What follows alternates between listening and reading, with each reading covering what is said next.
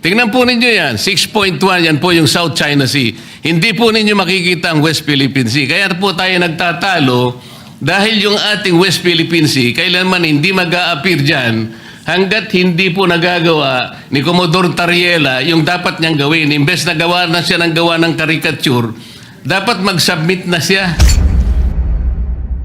Kaya po nagiging importante na kailangan po natin munang pag-aralan hanggang saan eksakto pong coordinates ba ng ating West Philippine Sea. Dito po sa binabanggit nating mga batas sa ngayon, kung titingnan natin, hindi po natin sila magagamit, Mr. President. Kaya napakahirap po ngayon nating sagupain yung mga pananaw na parang may nag-aangkin ng atin pero hindi pa natin ma-define kung ano talaga yung atin. I ask a question. Yung ban China, meron silang coordinates? Yung 9-dash line nila? Wala eh. Tayo nga may baseline survey law eh. Sila wala eh. Kung ano maangkinin kanila eh. Kaya po nagkakaroon tayo ng pag-aaway, ngayon lamang po nakikita na natin ang talagang pangangailangan na pag-aralan nating mabuti muna ito. Kesa sasabihin natin, gagawa ng halimbawa ng caricature ang isang Commodore natin na ilalagay niya sa nakakatuwa at pangit na itsura ang leader ng isang bansa. Mr. President, yung binanggit ni Commodore Tarriela, dinepensahan na ng ating Department of National Defense at ng Armed Forces of the Philippines. Hindi ba dapat susugan natin at suportahan natin at we rally behind our armed forces, our Department of National Defense, rather than kowtow, not kowtow, but rather than give China the benefit of the doubt as regards their motivations in attacking one of our men in uniform. We have to defend and support the Department of National Defense and the Armed Forces of the Philippines. It's as simple as that, Mr. President. In the sponsorship speech of the Honorable Senator from Pampanga and Quezon City, he said that the resolution will signal our resolve to prevent China from claiming 500,000 square kilometers of our exclusive economic zone. I'd like to ask the gentleman, Mr. President, where did he get his data of 500,000 square kilometers? Yes, Mr. President, the data was taken from the computations based on the Philippines 200 nautical miles exclusive economic zone, Mr. President, and juxtaposed with the claim of of China in the 10-dash line, wherein about 90% of the West Philippine Sea, South China Sea, is being claimed by them.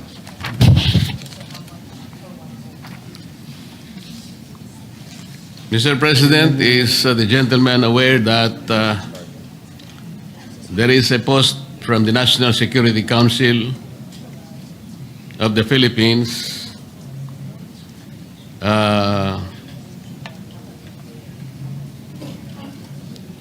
saying that our West Philippine Sea is approximately 381,000 square kilometers?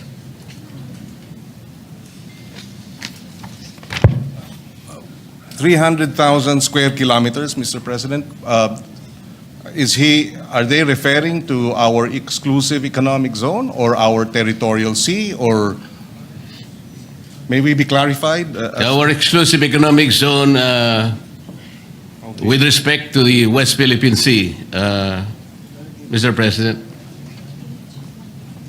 Mr. President, I'd like to clarify. I'd like to be clarified rather, because the data that was provided us by the advisors to the Philippine delegation to the to the Hague, the International Arbitral Tribunal, provided the amount of approximately about 500,000 square kilometers. So we will have to clarify that.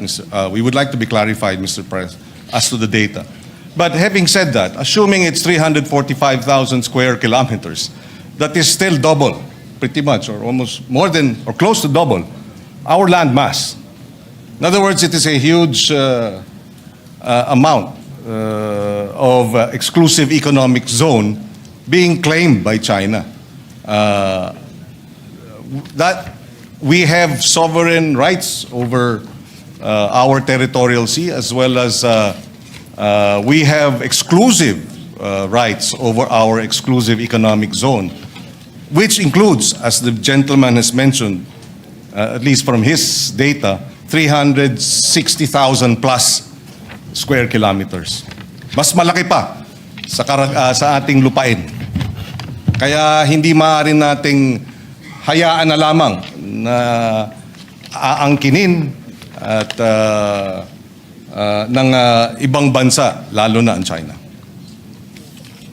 Mr. President, I'm making this clarification because I would like to believe that the resolution is particularly related to our claim in the South China Sea, part of which is now being called the West Philippine Sea. According to the National Security Council, our exclusive economic zone in relation to that is only 381,000 square kilometers. And that is the principal interest in relation to the sponsorship speech in connection with the resolution under consideration, Mr. President. I would like to correct that because the 500,000 does not exist, Mr. President, because as I will discuss later, in Magallanes versus Ermita, this is a jurisprudence that was penned in relation to the conflicting maritime area in Republic Act 3046 and Republic Act 9522. Our Supreme Court had the opportunity, Mr. President, of adjudicating that our total exclusive economic zone, not only in the West Philippine Sea but in the other rest of the world, is only 382,669. This is already in the jurisprudence, Mr. President.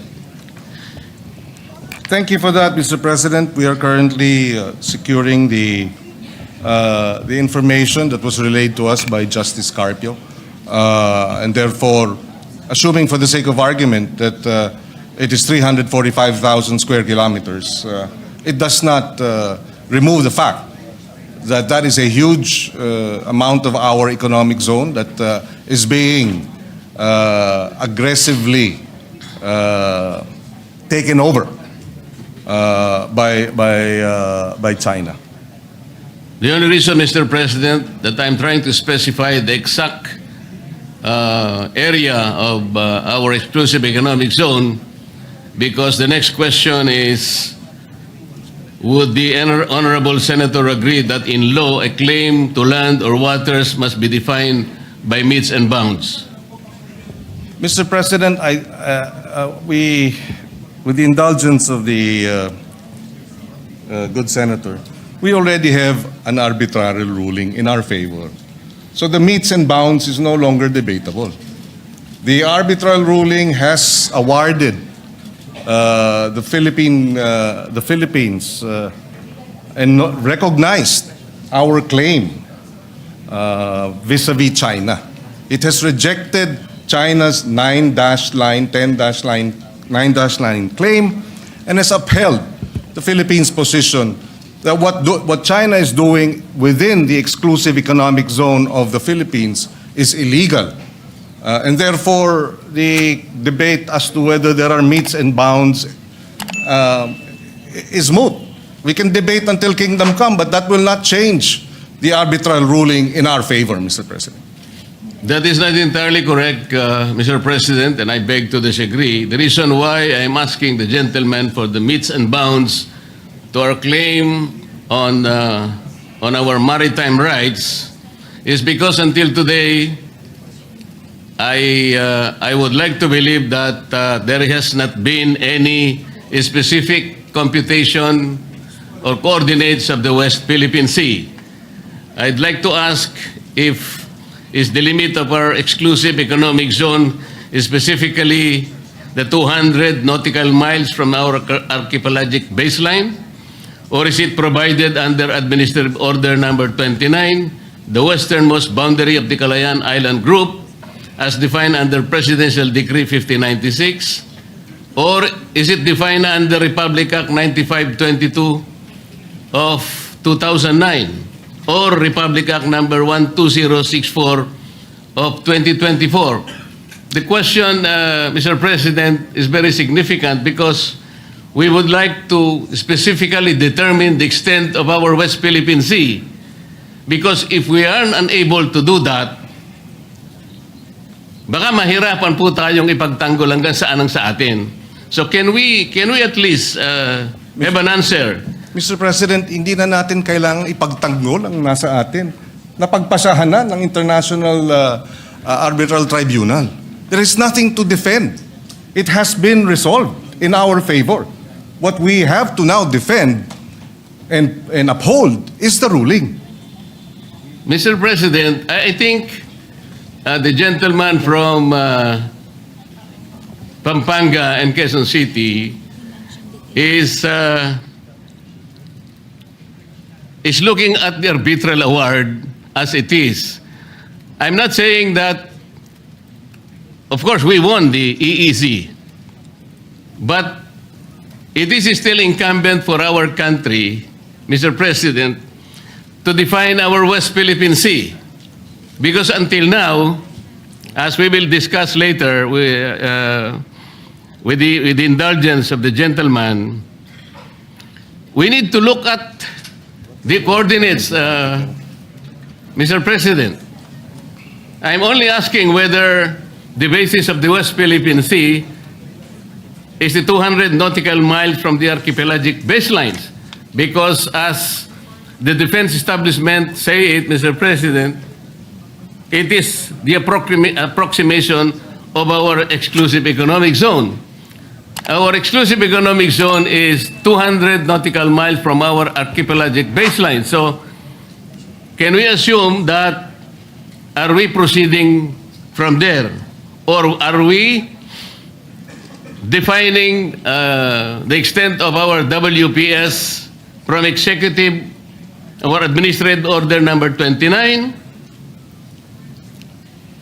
Presidential Decree 5096, Republic Act 9522, o Republic Act 12064? Kasi kailangan po natin ma-define muna, Mr. President. Totoo po na ang arbitral award in-invalidate po yung 9-dash line. Tama po yun. Pero hanggang dun lang, hindi naman sinabi ng arbitral award kung hanggang saan ang hangganan ng ating West Philippine Sea. That's why I am asking the gentleman kung alam po niya kung saan tayo magsisimula para sa ganon, i-determine natin, i-ascertain natin ang extent ng ating West Philippine Sea. Yes, if I may reiterate, Mr. President, we see the point being raised by Senator Marcoleta. He mentioned Administrative Order Number 29, which defines the West Philippine Sea. It was issued in 2012. On the other hand, in addition, we have the Philippine Maritime Zones Act, or Republic Act number 12064, enacted in 2024. These are government records that recognize the West Philippine Sea in official documents, and under the UNCLOS, which grants the Philippines the EEZ extending to up to 200 nautical miles from its coastline. This is the law. There is an administrative order, and of course there is UNCLOS. It is the position of this representation, Mr. President, that all three, UNCLOS, Administrative Order Number 29, issued in 2012, and Republic Act 12064, enacted in 2024 are sufficient to be able to establish our exclusive economic zone as well as our territorial sea, Mr. President. So, Mr. President, if the answer is that Administrative Order number 29, which is the westernmost boundary of the Calayan Island Group, as defined under Presidential Decree 1596, is the very source of our determination of the West Philippine Sea, Together with, Mr. President, the Philippine Maritime Zones Act, taken in conjunction with. So it's the AO 29 as well as RA 12064 and finally UNCLOS. Yes, Mr. President, isa-isayin lang natin. Doon muna tayo sa Administrative Order number 29, which confirmed Presidential Decree 1596. Mr. President, under PD 1596, President Marcos Sr. drew boundaries around certain features of this Spratly Island and called the enclosed area as Calayan Island Group. At that time, there was no exclusive economic zone yet under the UNCLOS.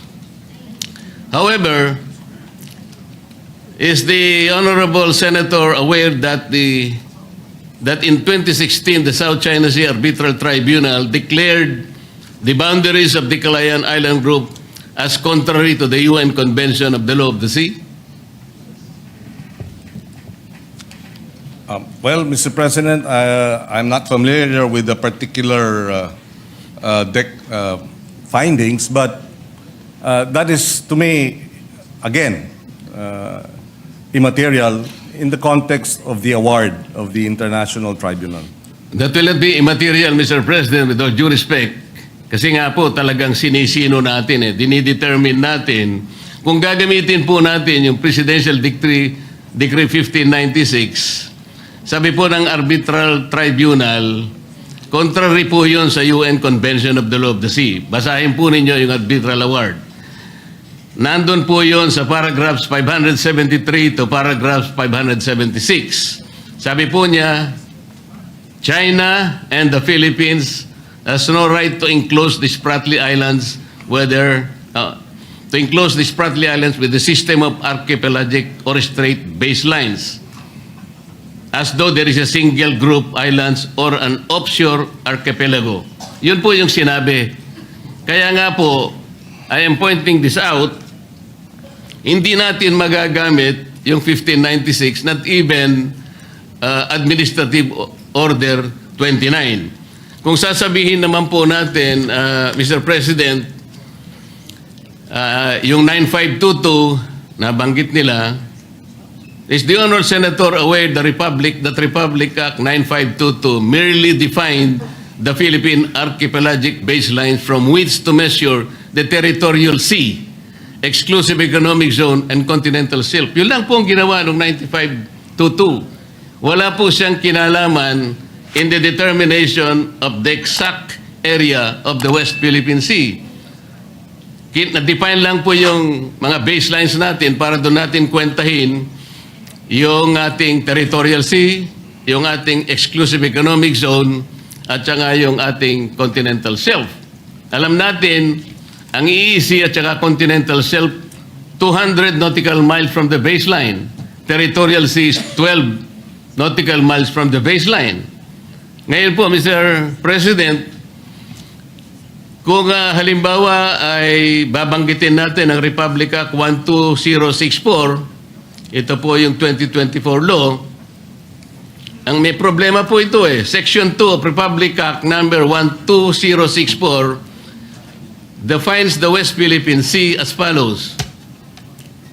The maritime zones of the Philippines on the western side of the Philippine archipelago, including the Luzon Sea and the territorial seas of Bajo de Masinloc and the maritime features of the Calayan Island Group, shall collectively called the West Philippine Sea. Ano pong problema nito, Mr. President, Your Honor?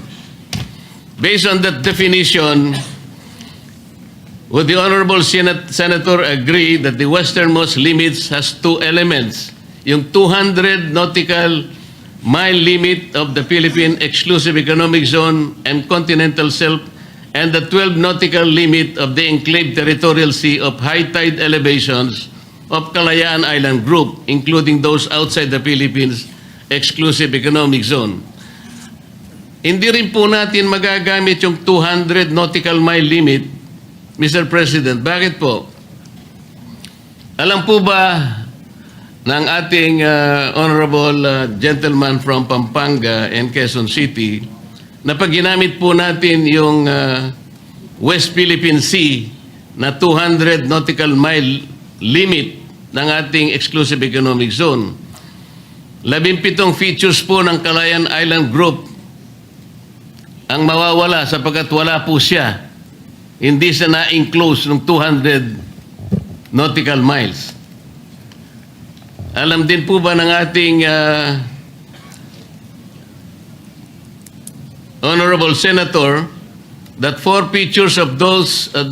of those features would fall outside the definition of the West Philippine Sea as occupied by the Philippines. Ito pong apat na ito ay okupado na ng ating bansa. Ngunit wala po siya sa 200 nautical miles eh. Katulad po ng Pag-asa na tinatawag na Tito Island. It's 227 nautical miles to Palawan. Parola or Northeast K, 240.2 nautical miles to Palawan. I don't see the... Kota or Laita Island is 207 nautical miles to Palawan. And Lakiam K, 203.7 nautical miles to Palawan. Are you aware, Mr. President, that these features are separated by high seas? Ito pa po ang problema eh. Kaya po nagiging importante na kailangan po natin munang pag-aralan hanggang saan eksakto pong coordinates ba ng ating West Philippine Sea. Dito po sa binabanggit nating mga batas sa ngayon, kung titingnan natin, hindi po natin sila magagamit, Mr. President. Kaya napakahirap po ngayon nating sagupain yung mga pananaw na parang may nag-aangkin ng atin pero hindi pa natin ma-define kung ano talaga yung atin. Kaya po dito ako nagsisimula, Mr. President. Mr. President, if I may be allowed, again, I don't see the point. Are we trying to say here that the arbitral ruling was erroneous and therefore we should stop claiming what was awarded us? I don't see the logic, Mr. President. We were awarded by the arbitral tribunal. It is ours. Now, is the gentleman saying the tribunal was mistaken and therefore what was awarded to us should not have been awarded to us because of these problematic, well, at least from the point of view of the good senator, problematic definition of what the West Philippine Sea is? I beg to disagree, Mr. President. Besides, the arbitral ruling did not touch on the issues being raised today by the good senator. And even if it did, assuming it did, hypothetically, we were still awarded, and we were our claim and our rights were recognized, and China's rights were rejected. Are we saying here now, Mr. President, that we have to go back to the arbitral ruling, to the tribunal, present a new definition of what constitutes West Philippine Sea so that they can amend or they can set aside the award? Please, I would appreciate being clarified. Let me clarify, Mr. President. Are we getting the impression that the West Philippine Sea was awarded to us by the arbitral tribunal on a silver platter? Sinabi po niya kung nasaan yung ating mga coordinates? Well, Mr. President, tayo po ay merong entitlement sa 200... Again, Mr. President, assuming that these have to be defined, I think we can define that by Philippine law. Assuming, I'm without conceding that there is no definition because we believe it has been properly defined.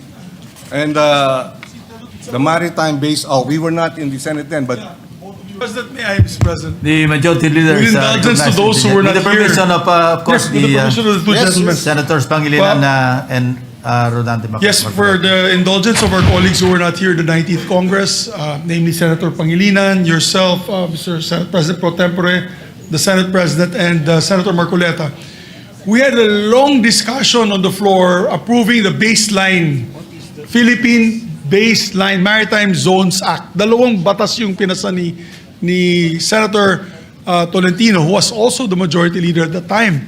And I can clearly recall he would always perform his explanation on the middle podium with a blackboard, whiteboard rather, with a map. Pinapakita niya, pure like a teacher, like a professor, showing the map of the Philippines and what it covers. So meron na po tayong approved and signed by the President a Republic Act on these two measures. It was the Philippine Baseline Law and the Philippine Archipelagic Sea Lanes. So maybe the two gentlemen can look into these two laws to see the exact coordinates that we approved as a law, as laws. This is Republic Act number 12065 and 12064. With the permission of the three gentlemen, the Senate President is recognized. With the permission of gentlemen, because this will be an interjection, just not really to join the conundrum, but Mr. President, I ask a question. Yung ban China, meron silang coordinates? Yung 9-dash line nila? Wala. Wala eh. Tayo nga may baseline eh. May baseline, 10-dash line na. Oh, may coordinates ba? Wala eh. Tayo nga may baseline survey law eh. Sila wala eh. Kung ano maangkinin kanila eh. So, I want to find out where are the coordinates of China in the West Philippine Sea. Mr. President, may I request that pakiano nyo ngayong number 3. Mr. President, while we're doing some administrative matters, just for the record, because earlier our data or our assertion that about 500,000 square kilometers of our exclusive economic zone and territorial sea and sovereign waters is being claimed. This was a lecture by retired Supreme Court Justice Carpio in his paper, West Philippine Sea Lecture, in the Philippine Social Science Council, hosted it February 2016, and I quote his, for the Philippines, what is at stake in the South China Sea are, number 1, about 80% of its EEZ rather, comprising 381,000 square kilometers of maritime space, including the entire Reed Bank and part of the Malampaya gas field, and number 2, 100% of its exclusive continental shelf, estimated at over 150,000 square kilometers of maritime space. Either the Philippines keeps this, and I quote, maritime entitlements, or we lose them to China, according to the retired justice. And he added, effectively, China's 9-dash line claim encroaches on over 531,000 square kilometers of Philippine EEZ and continental shelf, including all the fishery, oil, gas, and mineral resources found within this vast area, which is larger than the total land area of the Philippines. This Chinese aggression, according to Chief former Justice Carpio, is the gravest external threat to the Philippines since World War II. Mr. President, ang binanggit niya kanina ay pinagsama-sama po niya yung exclusive economic zone at saka yung continental shelf. Talaga po nga abot kayo ng 500,000 square kilometers. Ang pinag-uusapan po natin, exclusive economic zone lang. Kaya po Mr. tayo President. nakukumpios. Kanina po tinatanong kung merong coordinates ang China. Ayan po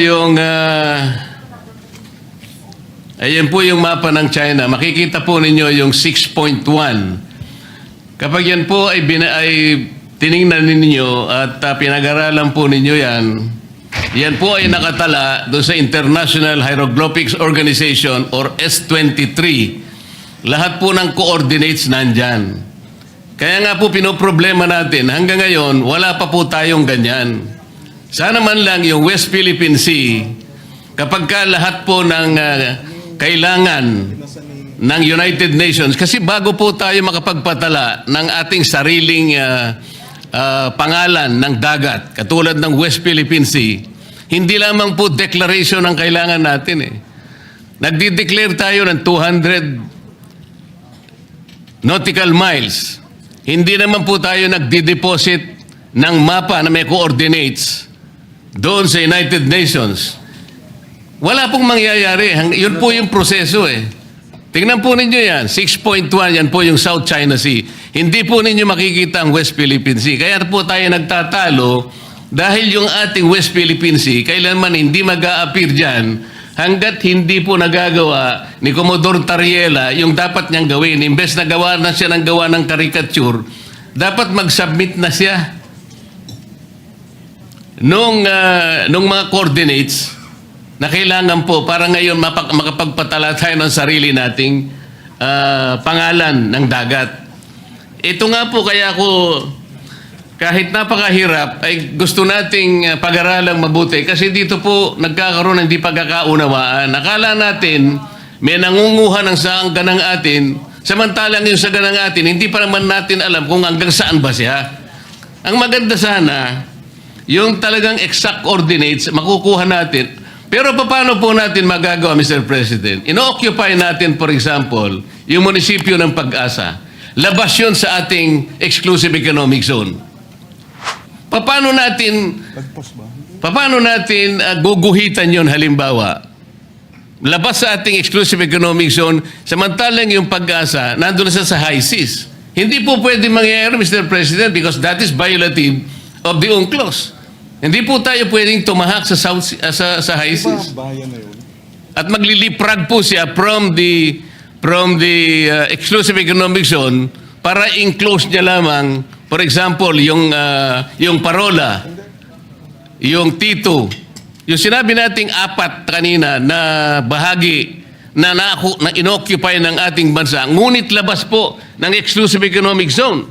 Paano ngayon yun? Eh di kapag ka sinabi natin, we were awarded our exclusive economic zone, o umalis na po tayo doon sa mga features na inoccupy natin ngayon, simply because they are not enclosed by the West Philippine Sea na binabanggit natin. Kaya po ako nagsisimula diyan, Mr. President. Hindi po totoo na como sinabi ng arbitral award. Wala yung 9 dash line mo, China. Totoo naman yun eh. Because China was unable to prove by historic rights na talagang nasakop niya through the 9 dash line. Pero maliban doon, walang ginawa yung arbitral award eh. The arbitral tribunal did not adjudicate yung pamumosisyon nila sa mga features. Hindi naman niya sinabi, China, umalis ka na dyan sa mga inoccupy mong features. Meron ba siya sinabing gano'n? Wala po. And China continues to occupy those features. Meron din tayo. Meron din ang Vietnam. Kaya po disputed ngayon eh. Kahit na po in-award ang West Philippine Sea o yung ating exclusive economic zone, it's still a disputable waters. Dahil nga, wala pa tayong coordinates na isasubmit na nire-require po sa atin. This is the whole point, Mr. President. Yes. If we may be allowed. Mr. President, gaya ng nabanggit kanina ng ating mga kasamahan, noong 2024 na ipasa yung RA 12064 nga at doon mismo dinebate Section 14, other maritime jurisdictions, the Philippines shall exercise all other maritime rights and jurisdictions in accordance with the UNCLOS, the South China Sea Arbitration, case number 2013-19, international law and other pertinent and regulations of the Philippines. Mr. President, we beg to disagree that the coordinates are not clear.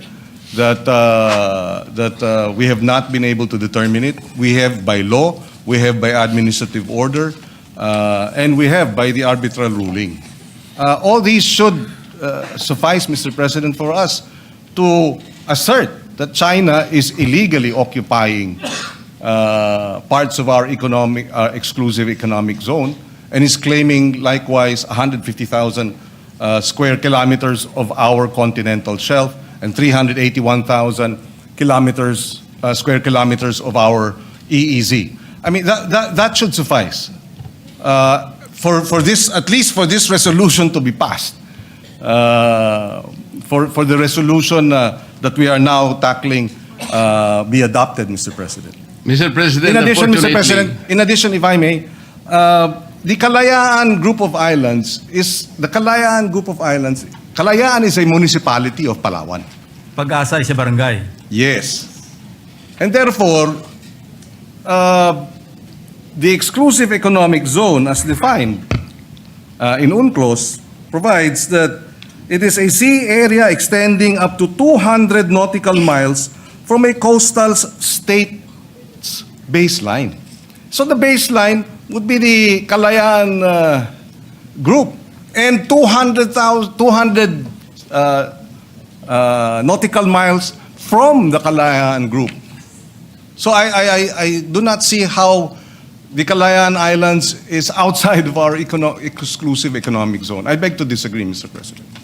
Just for the record, no, the Pag-asa Island is a barangay of the Kalayaan Island Group under the province of Palawan. Yes. And it is 445 kilometers away from Puerto Princesa. Mr. President, the problem is under Section 2 of Republic Act 12064, which defines the West Philippine Sea as follows. The maritime zones of the Philippines on the western side of the Philippine archipelago, including the Luzon Sea and the territorial seas of Bao de Masinloc and the maritime features of the Kalayaan Island Group, shall be collectively called the West Philippine Sea. What is the problem there, Mr. President? Yun nga po kasing Pag-asa Island at saka yung Parola Island, nakasama po ng KIG, ay labas po doon sa West Philippine Sea. At ito po ay blurred by the high seas that separate them from the rest of the Kalayaan Island Group. So let me show, pwede bang pakita yung isa pang mapa? Map number 1. Uulitin. Ayan po, Mr. President. This is a map produced by the US-funded think tank called National Bureau of Asian Research. Dito sa mapang ito po, the area that is shaded in deep yellow is the Philippine Territorial Sea, while the area shaded in light yellow is the Philippine Exclusive Economic Zone and Continental Shelf. The area shaded in blue is the high seas. On the map are small features around which circles have been drawn. Some features are inside the Philippine Exclusive Economic Zone, while others are in the high seas. The circles drawn around these features are the enclave territorial seas.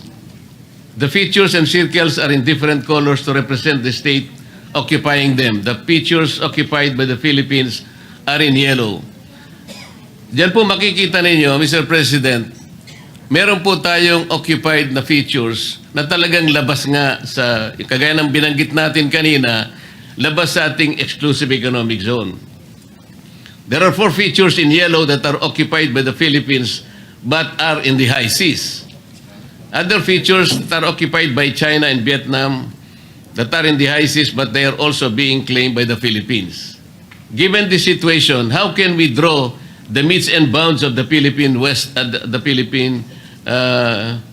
West Philippine Sea? Ito yung tinatanong ko kanina, kung gusto natin pong isama yung mga features which are outliers, meaning to say they are lying outside the exclusive economic zone, paano po tayong papayagan na gawin yon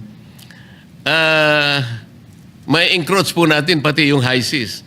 The UNCLOS, Mr. President, prohibits us from enclosing the high seas, and international tribunals have nullified boundaries that leapfrog. Hindi po natin sila pwedeng i-connecta. Kaya nga po, why even under Republic Act 12064, the limits of the West Philippine Sea cannot be drawn with precision. Yun po yung sinasabi natin.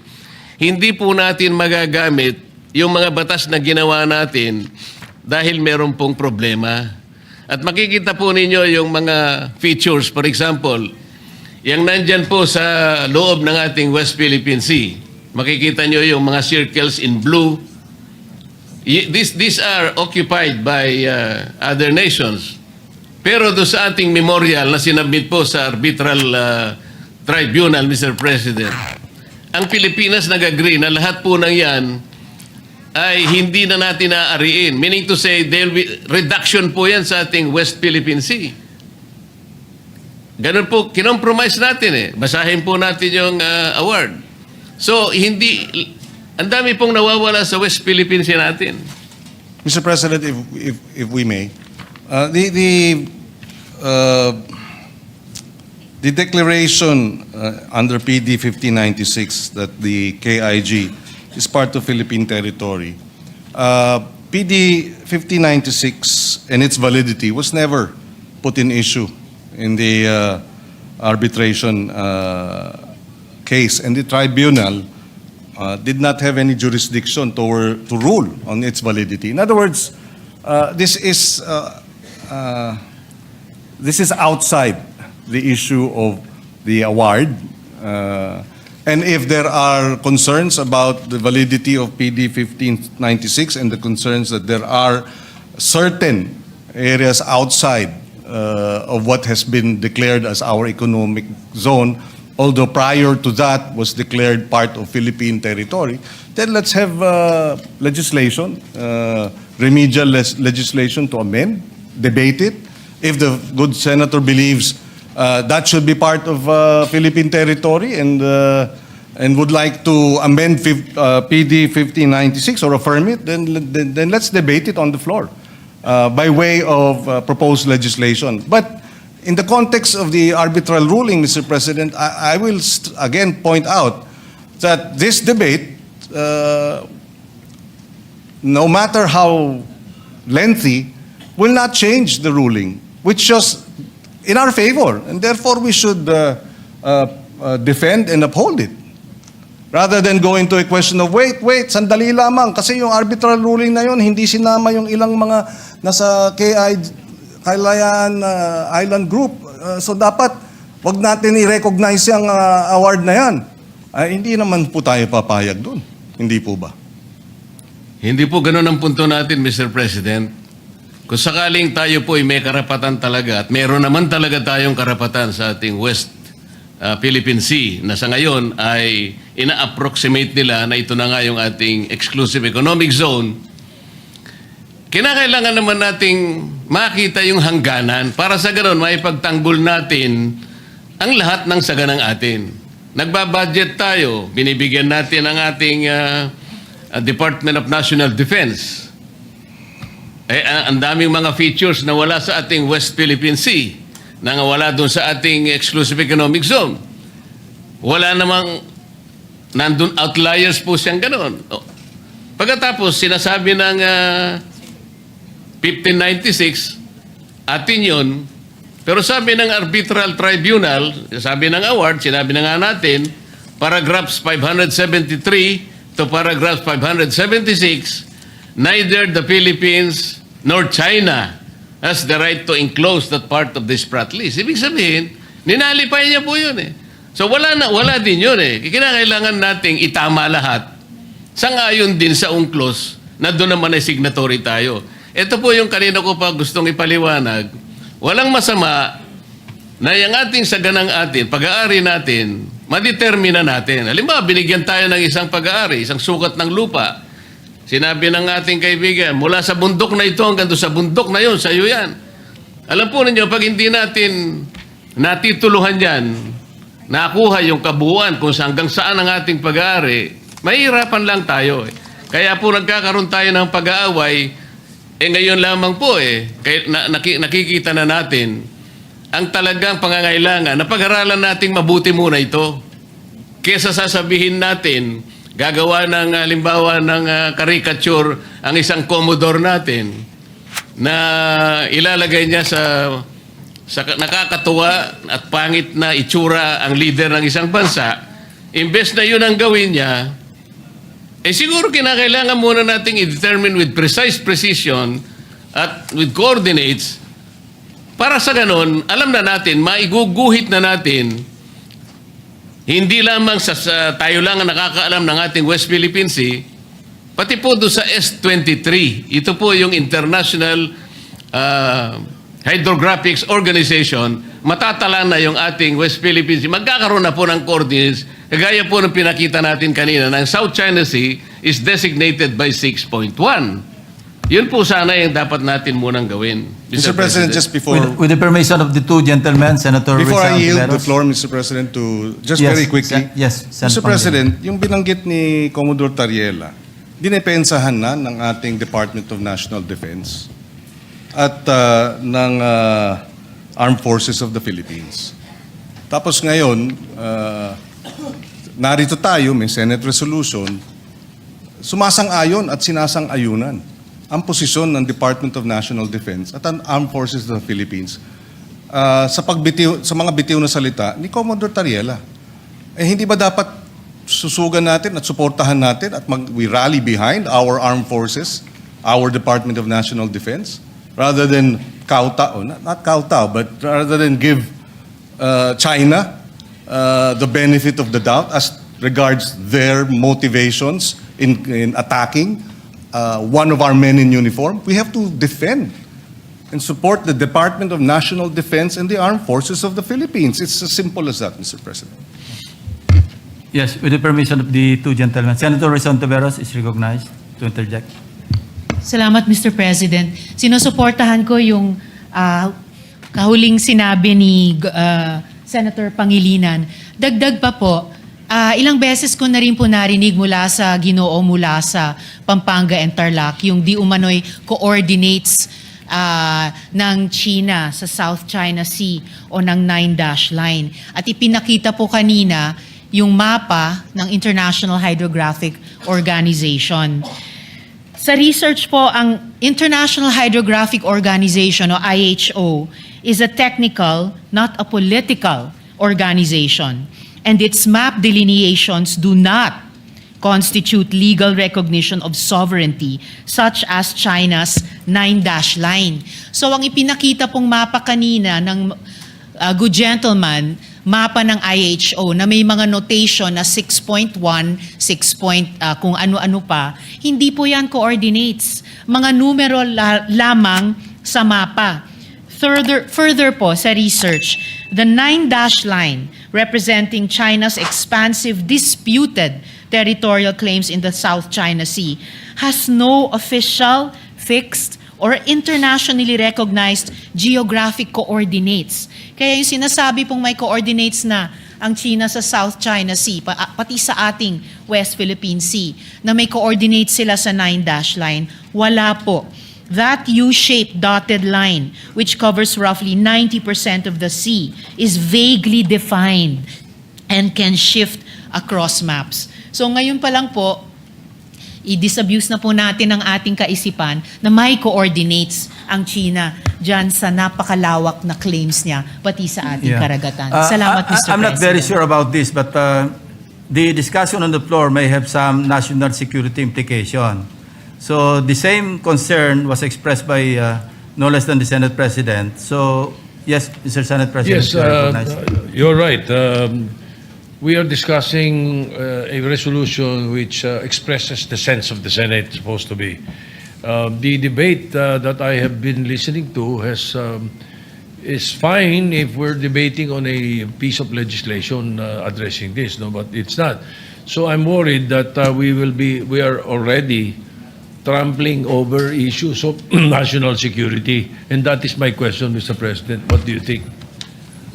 Yes, 1 minute suspension.